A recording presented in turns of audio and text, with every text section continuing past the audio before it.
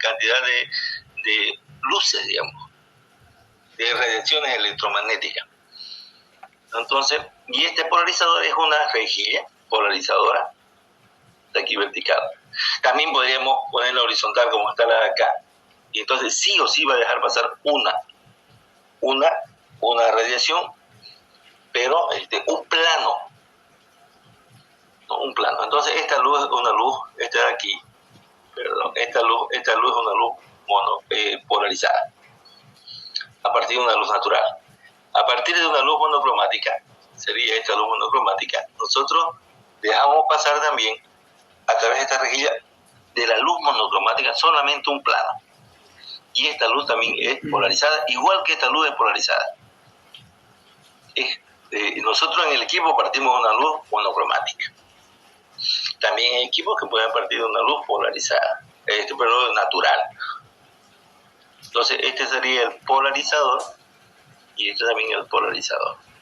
Vamos a ver cuál es la función de este de acá en el equipo.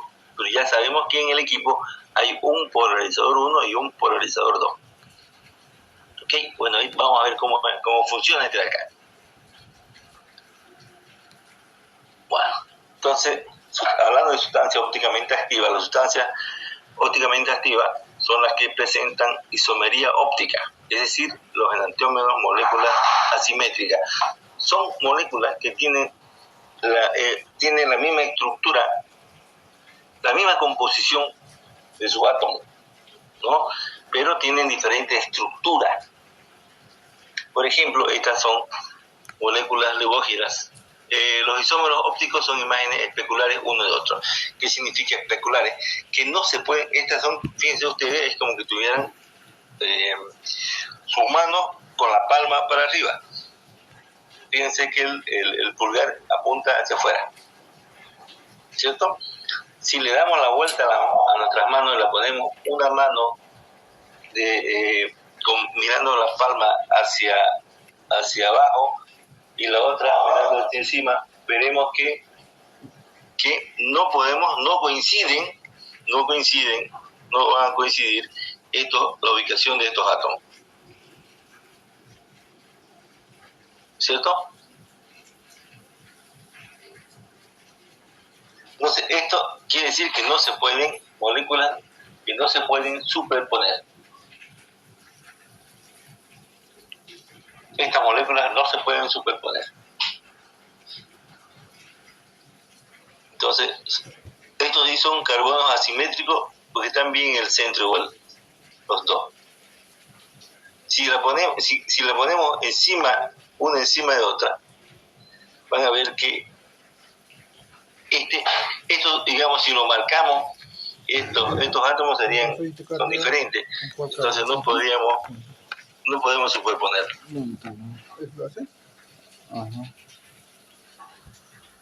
¿Cierto? Volcamos ambos y entonces siempre uno va a quedar apuntando hacia el otro. Es que como tengamos nuestra mano con la palma para abajo las dos y la queremos superponer, siempre el pulgar va a apuntar a lugares diferentes. Después va a caer.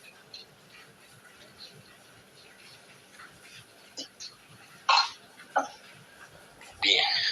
Entonces, ¿qué es la isomería? Es una propiedad de aquellos compuestos químicos que tienen la misma fórmula molecular de iguales proporciones relativas de los átomos que conforman su molécula, pero presentan estructuras químicas distintas, por ende diferentes propiedades y configuraciones. Entonces aquí hablamos de isomería óptica, ¿no es cierto? Que tienen que decir que tienen la misma fórmula molecular, pero tienen diferente estructura química. Entonces los isómeros son compuestos diferentes que tienen igual fórmula molecular. Isómeros estructurales, compuestos que tienen igual fórmula molecular y diferentes fórmulas estructurales. Entonces la estructura, como está compuesta en el espacio, es diferente. Estereoisómeros tienen igual fórmula molecular, igual fórmula estructural, pero difieren en la orientación espacial de sus átomos. Entonces, como les dije, los átomos tienen están en otra dirección. Entonces siempre hay diferencia. Entonces hay diferentes. Estamos hablando de isómeros estructurales y de isómeros estereoisómeros. Son iguales, pero tienen algo los diferencia. Vamos a ver después luego de moléculas quirales, sus imágenes.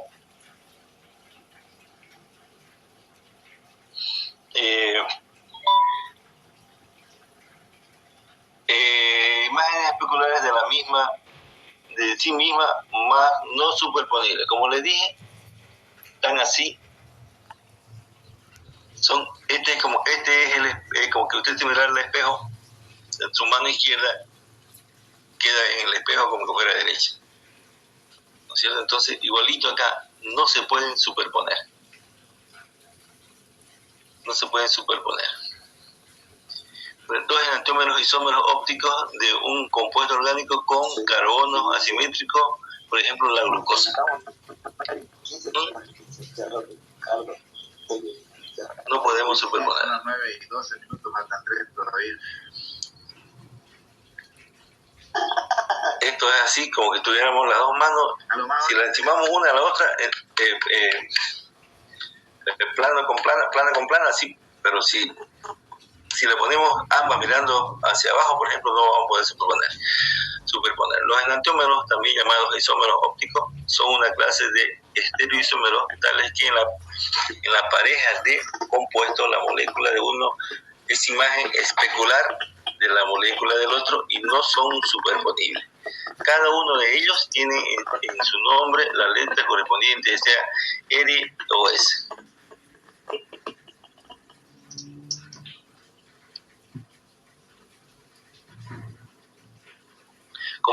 Nosotros aprendimos esto que no son superponibles en química 100, ¿cómo se llaman esos compuestos? En química 200. 204. ¿Se acuerdan ustedes de los trans y los, ¿cómo se llaman los otros? ¿Otro compuesto?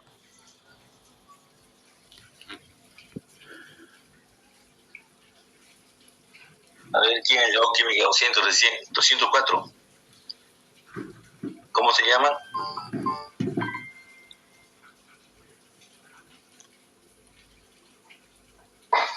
¿No se acuerdan?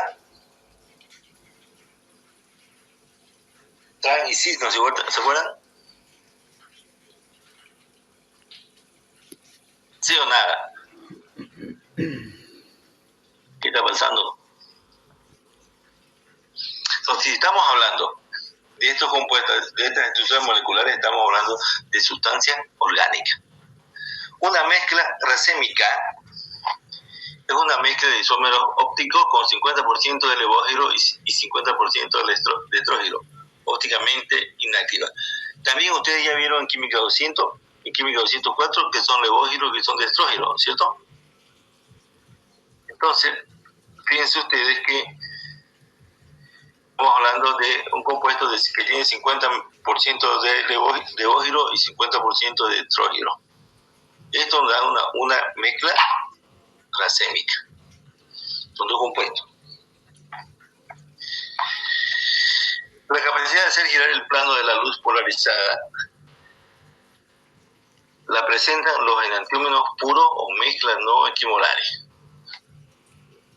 Entonces, los compuestos enantioméricos presentan la actividad óptica en la misma proporción, pero en direcciones opuestas. La rotación de estrogira es en sentido de la manecilla del reloj. Quiere decir que una luz polarizada al atravesar una sustancia ópticamente activa desvía el plano de luz polarizada a la derecha.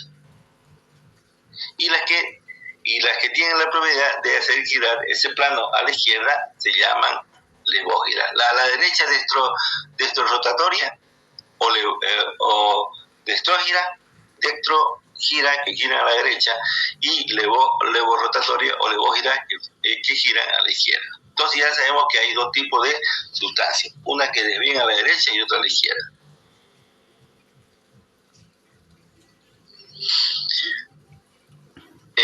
rotación específica alfa es la única propiedad física que diferencia a un par de enantiómeros. O sea, la rotación es la que diferencia un par de enantiómeros. Por ejemplo, vamos a ver un poquito más adelante. La rotación específica, ¿cómo se mide? Por esta ecuación. Esta es la ecuación específica, y esta significa la longitud de onda de la luz con la que medimos esta rotación específica. L es la longitud de la celda con la que donde estamos midiendo. C es la concentración de la solución que vamos a medir o que queremos encontrar, y D es la longitud de onda en nanómetro de la luz que vamos a utilizar. En este caso, en este equipo se utiliza una luz de sodio. Vamos a ver estos ejemplos de isómeros. Por ejemplo, el ácido láctico del tejido muscular, que ese que se forma cuando uno está haciendo actividad física o está corriendo. Llega un momento que comienza el cuerpo a formar ácido láctico del tejido muscular. Por eso es que uno quiere correr, y además ya el cuerpo no le responde, porque la formación de ácido láctico es tanto que ya el cerebro quiere, pero el cuerpo no puede. Entonces, ese ácido láctico del tejido muscular tiene una rotación específica de más 2.5 grados. Quiere decir que desvía la luz al lado derecho. Es destrógira, se llama destrógira, positivo D. Y el ácido láctico, por ejemplo, este se puede también expresar como un ácido láctico positivo, que quiere decir destrógeno. Usted sabe que ya este es un ácido láctico. Si es positivo, así sabe que es un ácido láctico que corresponde al tejido muscular. Un ácido láctico, por ejemplo, el ácido láctico de la leche, con el que se cuaja la leche para hacer queso y demás cosas, ese ácido láctico que se forma en el suero es menos 2.5. Fíjense que tiene el mismo ángulo de desviación, pero desvía a la izquierda. Entonces, y se lo representa ya sea el que desvía a la derecha con más y a la izquierda con menos. Igual son ácidos lácticos, solamente que el que desvía a la derecha corresponde al ácido láctico muscular y el otro corresponde al ácido láctico de la leche.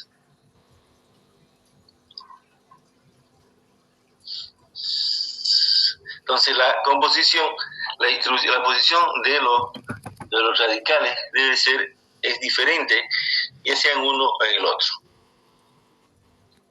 Entonces, un esquema del polarímetro, comenzamos, por ejemplo, lo que primero necesitamos es tener una fuente de luz normal, en este caso una luz de sodio. Vamos a partir directamente de una luz de sodio. Entonces, en el otro extremo tenemos un visor, que es para ver esta luz de acá. Entonces, aquí, antes de entrar, este es el cuerpo del equipo. Entonces tenemos aquí una entrada de la luz. Aquí tenemos un prima de níquel, que es el que hace que la luz que ingrese de acá, esta luz monocromática, se transforma en luz polarizada. Esta parte de acá es el cuerpo donde está el tubo donde va la muestra. Esto se abre y se coloca un tubo. Hay de dos tamaños. Entonces se coloca la muestra. La luz de hasta aquí es una luz monocromática, tiene los dos campos. Si se fijan ahorita, ahí van a ver los dos campos. Entonces al atravesar el prima se vuelve una luz polarizada, atraviesa la muestra, y como esta muestra de acá tiene la propiedad de girar el plano de luz, fíjense ustedes que este plano de acá se desvía por la propiedad que tiene la muestra, ya sea para la derecha o por la izquierda. Este de acá es otro polarizador. Entonces, inicialmente, cuando no tiene la muestra, cuando no tiene la sustancia, cuando calibramos el equipo, esta luz atraviesa y nosotros vemos un plano claro en el visor. Cuando entra esta muestra de acá, primero vamos a saber si gira a la derecha o gira a la izquierda. Vamos a ver cómo. más adelante. Entonces acá, si esa luz es de estrógena, gira a la derecha,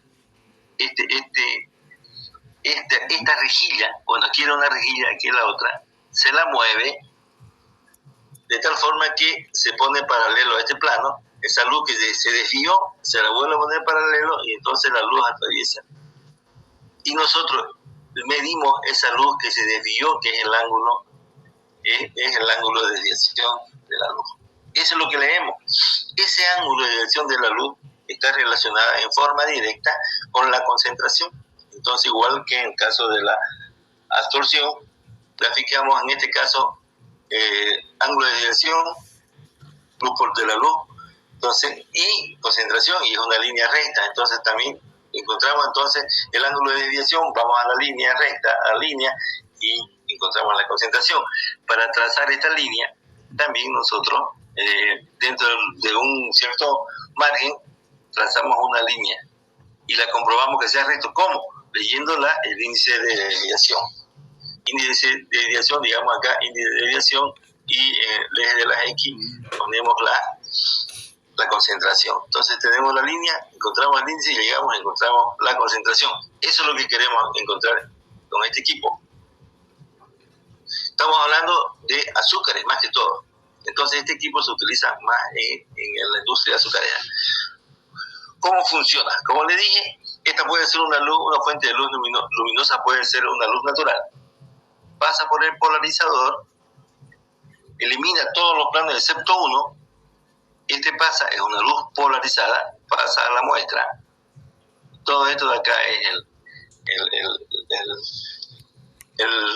la parte del polarímetro donde va la muestra, los tubos con la muestra, son tubos de Nessler se llaman. Entonces entra la muestra acá, esta luz la va atravesando y se va desviando, finalmente se desvía. Entonces acá vamos a ver, y como le dije antes, vamos a saber si está desviada a la izquierda o a la derecha. Si está a la derecha, tenemos que mover, entonces ya sea este analizador de acá, que es otro polarímetro, vamos a ponerlo de tal forma que sea paralelo al de acá y la luz pueda atravesar correctamente.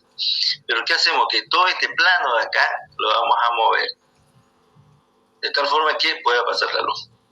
Este ángulo de acá, es el índice de desviación.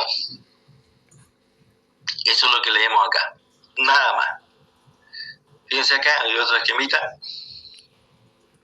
una fuente de luz, es más esquemático, fuente de luz no polarizada, el polarizador 1 pasa la luz polarizada, entra, atraviesa la muestra y aquí se desvía, ya sea para la derecha o por la izquierda, porque estas son sustancias ópticamente activas.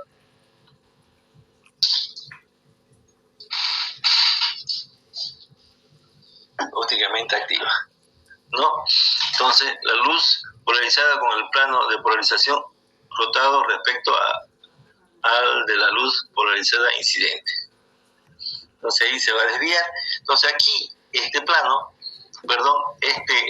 polarizador 2, que es una rejilla igual, entonces la acomodamos, entonces se va a desviar. Si se desvía para la derecha, es de estrógena. Si desvía la luz, ¿no es cierto?, para la izquierda es levógena. Entonces vamos a mover este plano de tal forma que esta la vamos a poner igual que ella, en la misma dirección, y entonces vamos a ver la luz. Y después nosotros leemos en un analizador acá, vamos a leer el ángulo de desviación. Entonces ese ángulo de desviación está en función de la concentración. Entonces, una vez que introducimos la muestra, no sabemos si va a la derecha o a la izquierda. En el polarizador vamos a ver si es levógira o levógira que gira a la izquierda. Vamos a ver esta imagen: oscuro a los costados del visor y clarito en el medio. Si gira a la derecha, a los costados es claro y en medio oscuro. Entonces cualquiera de los dos nos va a dar, porque dice levógira o estrógena, y vamos a girar en sentido contrario. El giro del mando del analizador en el sentido contrario de las agujas de reloj. ¿Okay? Y cuando es de estrógena, girar el mando del analizador en sentido de las agujas de reloj para la derecha. Ok, entonces, y después, cuando ya vemos, se pone todo otra vez naranja, ya van a ver la vida práctica, entonces ahí hacemos la lectura. Bueno, estos son los polarizadores. Nosotros tenemos, ni siquiera de esto, uno de estos nos está llegando, para decirle que estos equipos son difíciles ya de conseguir. Fíjense que aquí está la cavidad donde va, estos son los tubos Nessler, con doble S. Entonces aquí lleva una muestra, esto se abre y ahí se coloca la muestra. Esto es de aquí para acá va la cosa. Aquí está la fuente de luz. En este caso, fíjense, la fuente de luz está directo acá. Aquí hay un polarizador, polariza la luz, entra, se desvía y aquí hay un analizador medio. Y entonces nosotros con vamos a ver para la derecha o la izquierda según sea la velocidad estrógena, y cuando veamos la luz que pasa otra vez como al comienzo, se pone bien naranjita acá, entonces ya quiere decir que está paralelo, y entonces vemos el ángulo, leemos directamente aquí el ángulo de desviación, que es proporcional a la concentración. Este es un equipo, el viejito que tenemos en la carrera es parecido a este. Aquí está la fuente de luz, la lámpara.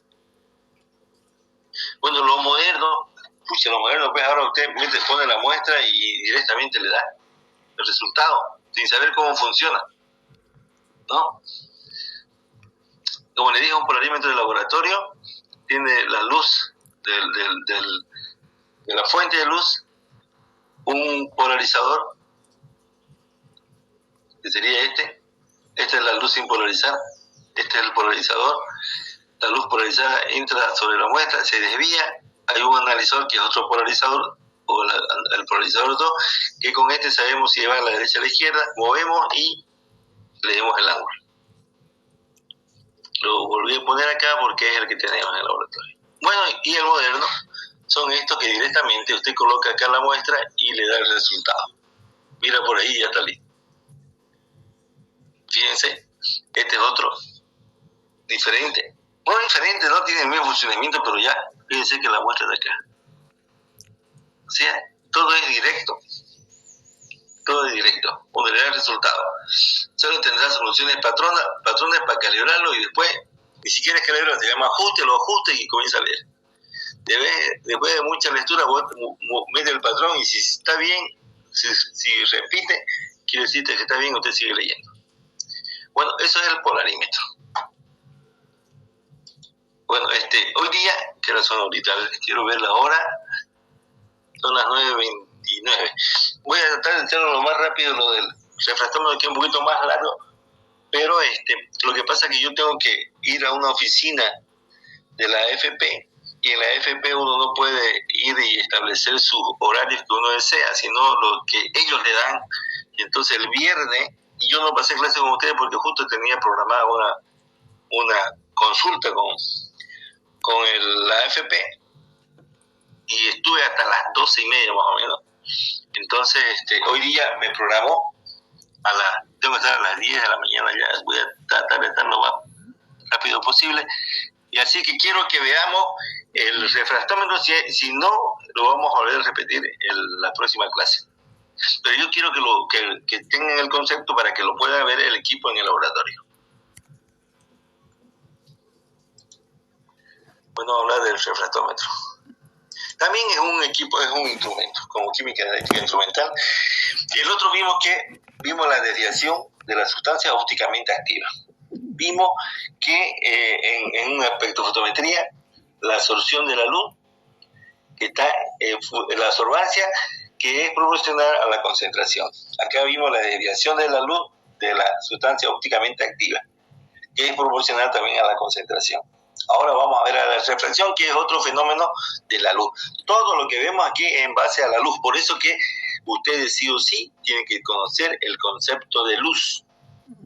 Pero bien claro, el concepto de luz, el concepto del espectro de la luz, natural de la luz, conforme viene del sol. Y cómo está compuesta la luz natural. Entonces, el que no sabe eso, por más que sepa lo demás, se aplaza porque el concepto no lo tiene. Bien. Entonces, la refractometría es una técnica analítica que consiste en la medida del índice de refracción de un líquido con objeto de investigar su composición, si se trata de una disolución, o de su pureza, si es un compuesto único. Los refractómetros se utilizan para medir en líquidos, sólidos y en gases como vidrios y gemas. ¿Qué es lo que leemos?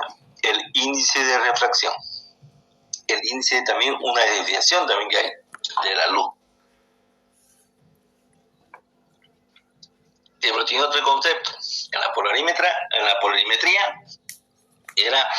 es, digamos, el índice de desviación de la sustancia ópticamente activa. Aquí de líquido y de sólido. La refractometría es un método óptico que determina la velocidad, que determina la velocidad de propagación de la luz en un medio compuesto de sustancia, cuerpo, la cual se relaciona directamente con la densidad del medio compuesto de sustancia o cuerpo.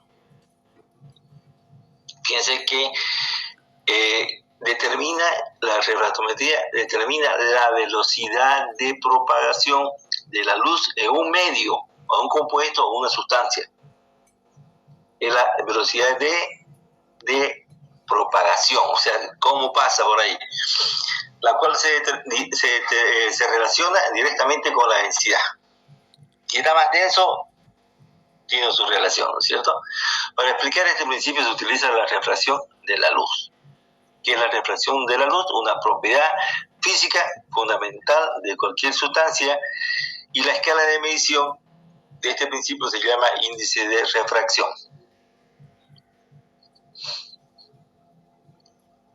Los refractómetros emplean este principio de refracción, ya sea el de refracción por varios primas o el de ángulo crítico, un solo prima. Nosotros lo que vamos a ver es de un solo prima, ángulo crítico, y su escala primaria de medición es el índice de refracción, a partir de la cual se construyen las diferentes escalas específicas, azúcar, densidad específica, porcentajes de saturación de la sal, porcentaje de la sal, etc. Entonces, como vemos en el polarímetro, no vimos su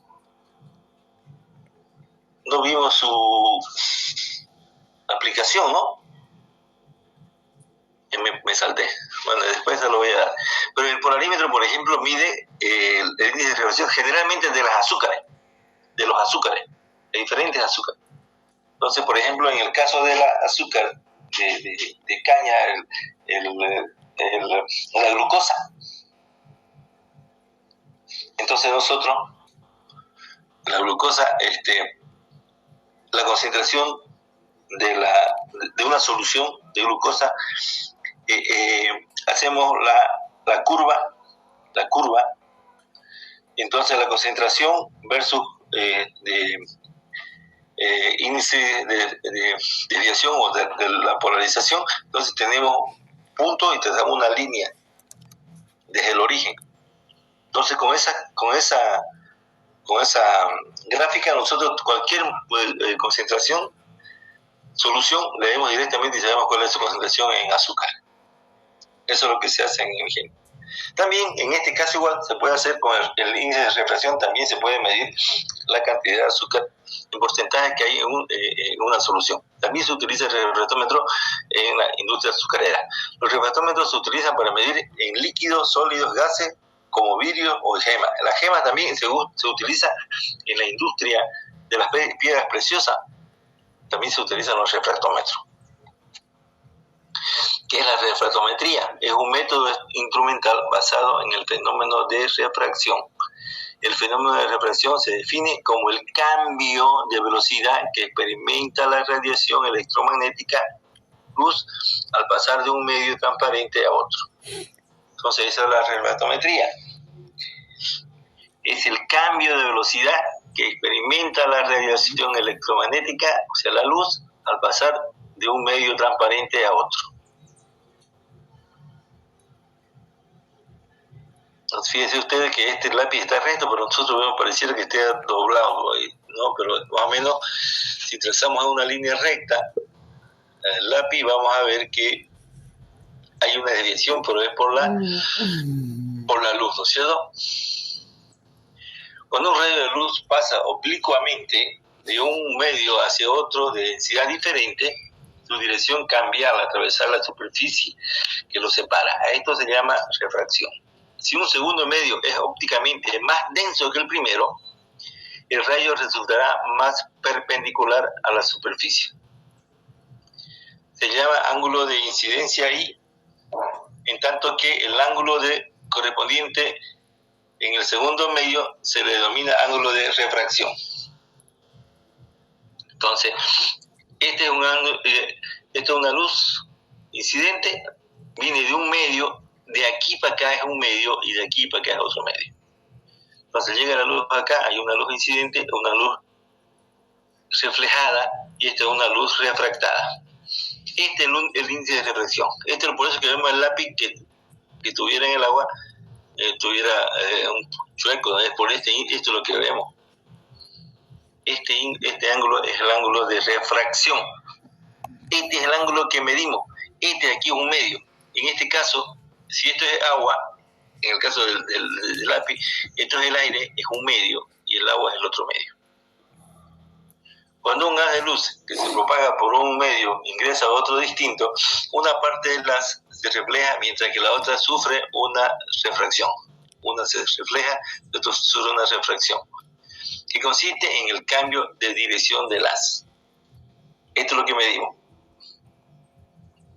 Si el seno de I y el seno de R, seno de I y el seno de R, son directamente proporcionales a la velocidad de la luz en los dos medios, incidente y R, estos son igualitos,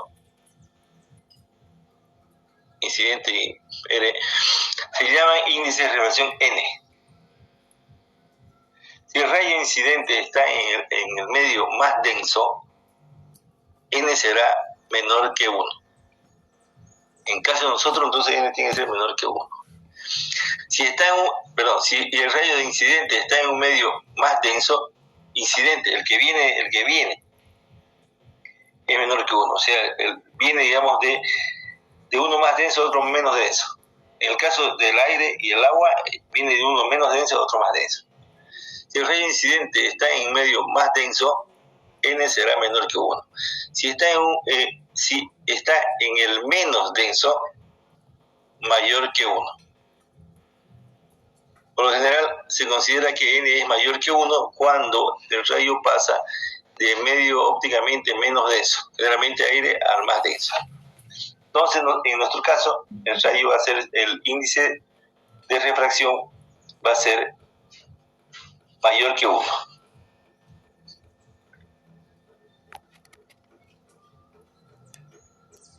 ¿No? Entonces, el caso nuestro es mayor que 1.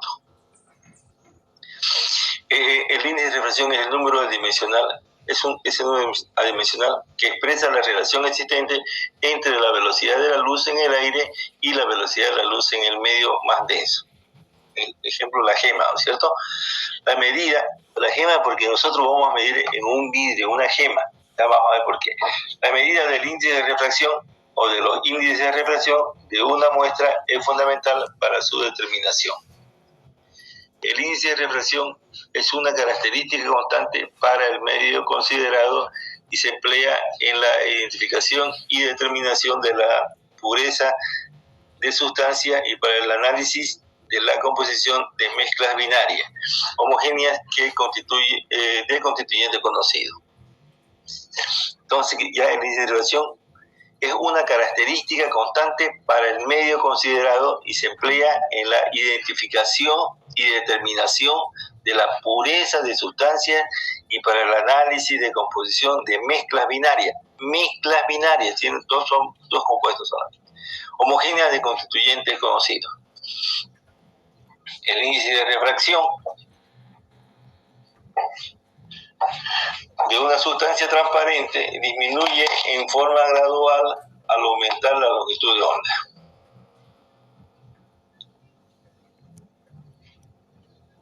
excepto en las regiones de absorción donde el índice de refracción varía abruptamente. Al cambio de refracción con la longitud de onda se le llama dispersión. Nosotros no vamos a ver nada de dispersión, solamente refracción. Cada medio, cada material posee un índice de refracción característico n, que mide la relación entre la velocidad de la luz en el vacío y la velocidad de la luz en la sustancia.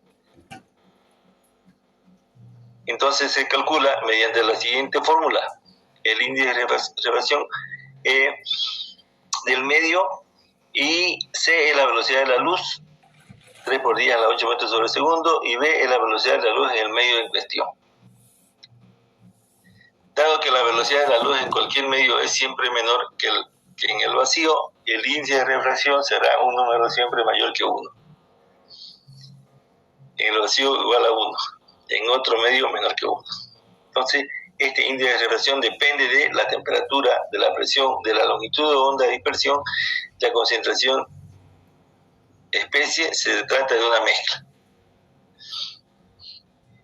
Se puede relacionar el índice de refracción de dos medios con el ángulo de incidencia en los mismos medios mediante la ley de Snell y ley de la refracción, donde el índice de refracción, fíjense acá, hay dos medios diferentes, hay un índice de refracción de este medio, el 1 y el 2.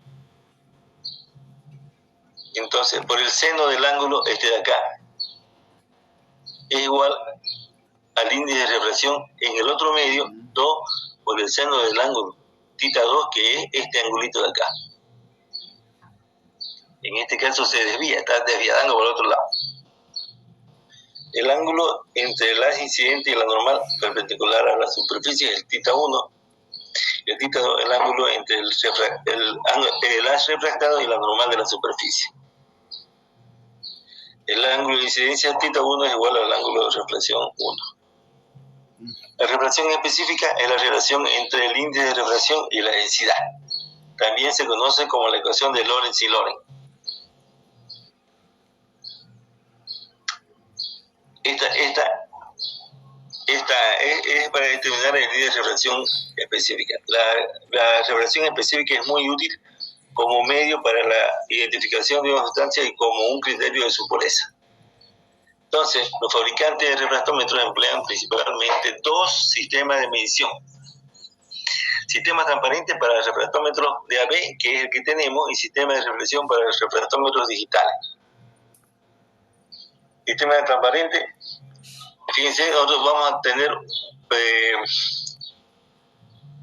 dos prismas, un prisma estable, y echamos la muestra, y entonces viene una luz que ingresa por acá y nos va a reflejar esta luz acá, y nosotros aquí vamos a tener este ángulo.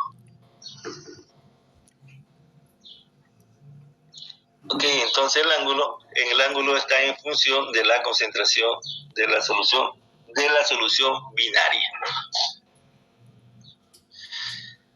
Utilidad refractométrica: confirmar la identidad de un compuesto, medir su pureza, conjuntamente con otras propiedades físicas, utilizarse como base para medir la concentración de una mezcla binaria. Entonces nosotros tenemos el índice de refracción y la concentración del componente de una mezcla binaria, agua y alcohol, por ejemplo, agua y azúcar. Entonces trazamos nuestra línea, que está en función de la concentración, preparamos las soluciones de concentración conocida y leemos el índice de refracción y vamos a trazar nuestra línea. Después, cuando tenemos la muestra, leemos el índice de refracción, vamos a la curva y encontramos la concentración. Fácil. Los aparatos más importantes se basan en dos principios: refractómetros de ángulo límite o crítico y refractómetros de desplazamiento de imagen. Nosotros vamos a ver el primero. El límite o crítico, dijimos de límite de desplazamiento de imagen. Nosotros es el segundo. Perdón.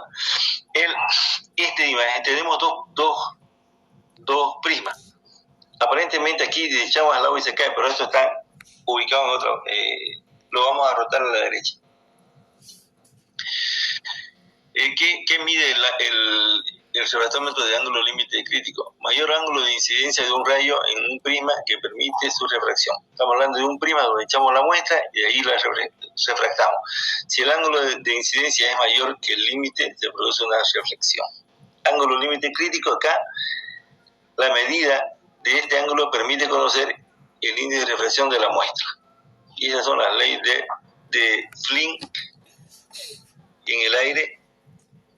Entonces es una línea recta. Entonces nosotros hay un espejo y hay un reflejo de la luz. Pasa a través de la muestra, está aquí la muestra. Este es un prisma de difusión, este es esmerilado, entonces no pasa la luz, toda la luz se refleja acá. Y este es un prisma de refracción o de lectura.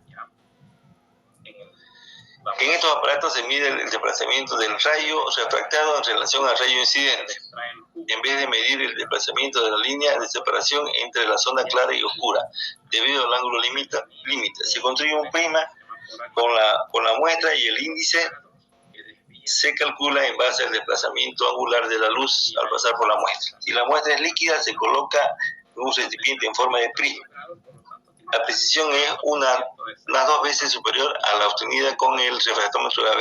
No hay límite en la determinación del índice de reflexión y se puede trabajar en un mayor número de longitudes de onda, incluso zonas del ultravioleta e infrarrojo.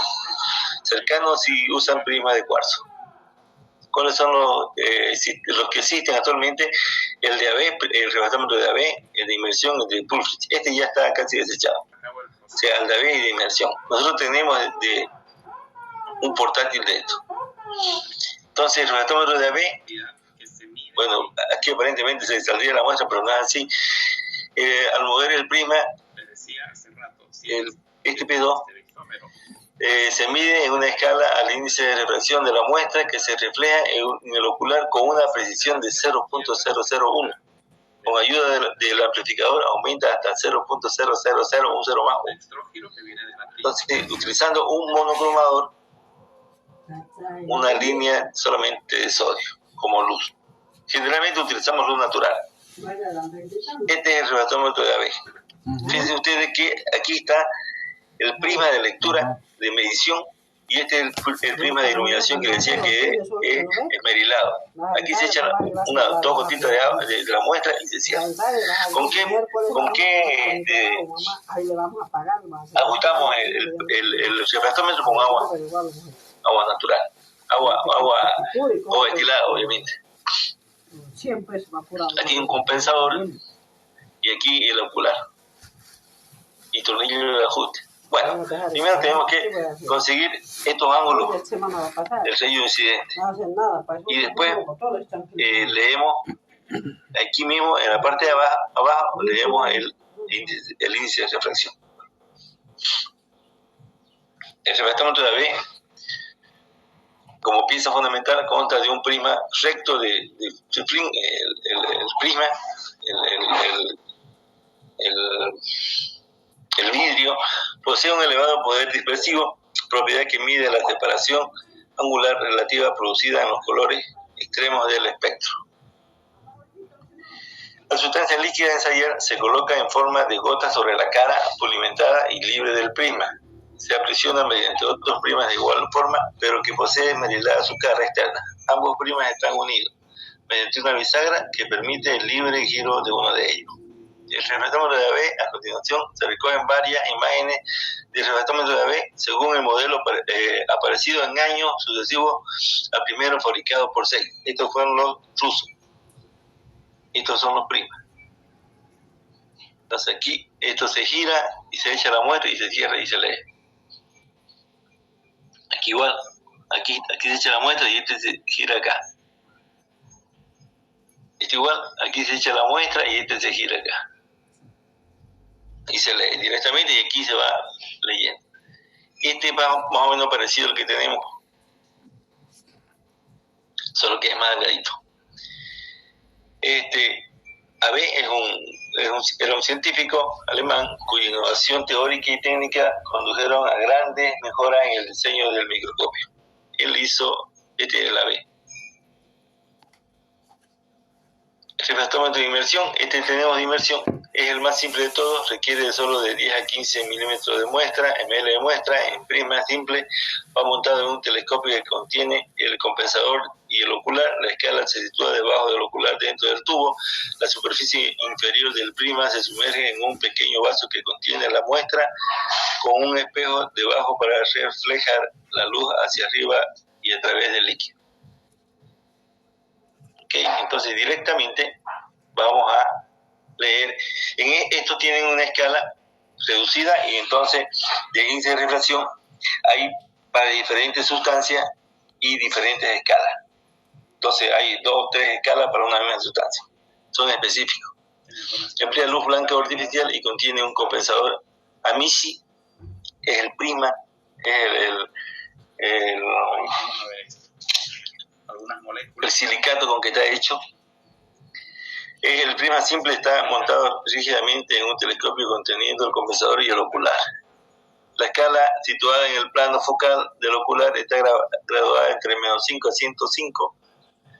El campo estará parcialmente oscuro y en partes con luz, separado con una línea precisa. Se lee la posición de esta línea de la escala y se determinan los décimos de división girando el tornillo micrométrico que está en la parte superior del instrumento, el cual desliza la escala hacia la línea límite hasta que cubre la visión más baja de la escala previamente anotada.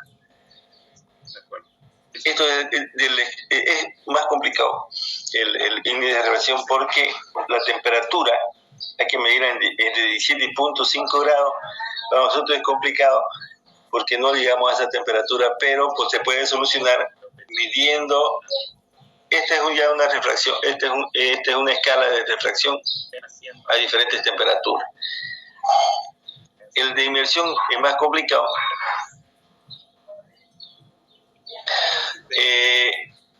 Da una precisión mayor en su lectura que cualquier otro tipo excepto el refractómetro de interferencia. El intervalo de este refractómetro es mucho más estrecho que el de AB, pero tiene la mayor ventaja de una mayor sensibilidad. Este es un refractómetro para uso específico, por ejemplo, para medir piedras preciosas. Hay de bolsillo incluso de esto. Entonces, en el zircón se pueden observar como los minerales con birefringència alta se aprecia una duplicación de la imagen de la faceta de la culata vista desde la corona de la piedra tallada. Entonces los geólogos, los tipos que venden gemólogos, ¿saben? Entonces cuando miran con un refractómetro específico, saben cuál es una piedra falsa o una piedra natural. Entonces, hay refractómetros específicos para orina, suero, que tienen diferentes características. Este es el de mesa tipo AB, 3T. Ya todos tienen la misma función. Y aquí algunos ejemplos de la industria. Esto lo estoy pasando rápido porque lo vamos a volver a ver la próxima clase. Estos son los refractómetros. Tenemos este refractómetro digital. Este no digital, perdón. Este que tenemos de inmersión de tornillo. Este tenemos en el laboratorio, tenemos 2, creo, 3. Y este es un digital. Ya le echo una gota y directamente usted ya lee. Estos son los de AB. Más o menos parecido a este que tenemos. Este es el color, más que diferencia. Este de acá. Este es el AB. El más antiguo. Y fíjense, con una pantalla. Estos son los más modernos. Y conmigo todavía tenemos que ver el funcionamiento de este espectrofotómetro. Me apuré nomás solo para que tengan idea de que el viernes, si es que lo ven en el refractómetro, sepan cómo funciona. Quiero...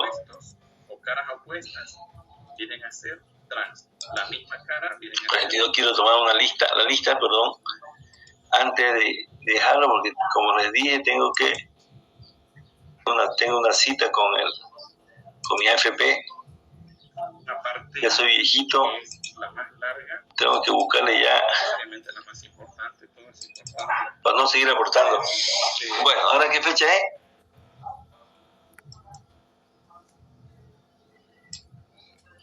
Bueno, 29. pasar Bueno. la parte 29, ¿no? que es la más larga. Ok. No necesariamente la Bueno, más ¿quién está larga, aquí? Antesana, Real, Gonzalo. pero Seguramente, quiero hacer una pregunta. ¿Terminó el periodo de retiro? El viernes termina, ingeniero. Ya supongo que tengo que tener otra lista ya. Entonces, el próximo viernes le pasaré la lista. Le voy a subir al grupo. No, entre semana voy a subir la lista de lo que quedaron. Y además tenemos que fijar la fecha del examen del primer parcial. Quiero que pasen, conozcan los equipos y luego para tomarle el primer parcial. Entonces, el primer parcial está para la próxima semana. Puede ser el lunes, puede ser el viernes. Ustedes tienen que decidir. El examen es presencial. Vamos a dar en 2 aulas. O en el Matadero, que es más grande.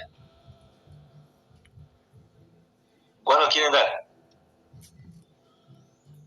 ¿El lunes o El viernes. Viernes. el viernes? No. Entonces, viernes fecha.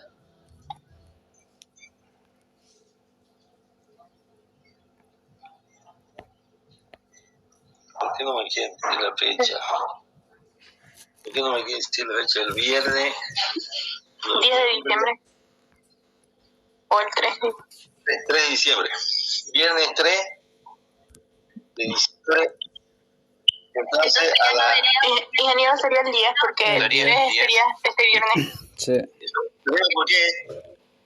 Es que este viernes recién vamos a ir al laboratorio a conocer los equipos. Este viernes 3, Para el ¿no? otro. Sí. Sí, Este viernes 3.